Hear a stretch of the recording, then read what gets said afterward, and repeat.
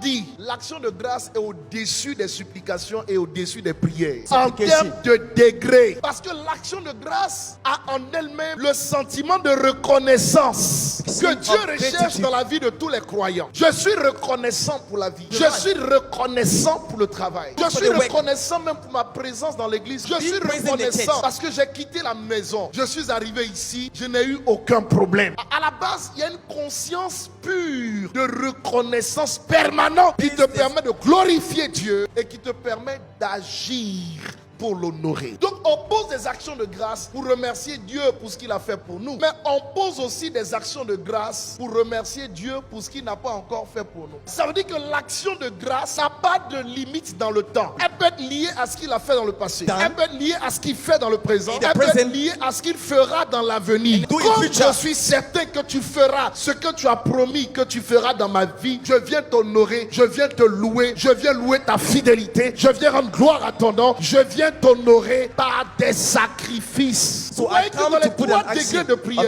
l'action de grâce ajoute l'offrande. Juge chapitre 6, à partir du verset 15. Dieu a parlé à Gédéon. Gédéon est reparti à la maison et il est revenu. Dieu ne peut pas me parler sans que je ne pose une action. Il est venu poser une action, mais pas n'importe laquelle. Sur le plan prophétique, son action est liée à l'acte accompli il y a 2000 ans sur la croix pour le salut d'Israël et pour le salut du monde entier. Il pose l'acte. L'ange consume par le feu et l'ange monte. Gédéon, voyant que c'était l'ange de l'Éternel, dit malheur à lui, Seigneur éternel, car il a vu l'ange de l'Éternel face à face. Et l'Éternel lui dit, sois en paix, ne crains point, tu ne mourras pas. L'ange est parti et cette fois il entend une voix sans voir quelqu'un. Et la voix lui dit, sois en paix, ne crains point, tu ne mourras pas. Gédéon bâtit là un autel à l'Éternel et lui donna pour nom l'Éternel paix. Pourquoi Gédéon appelle l'acte qu'il a posé l'Éternel paix?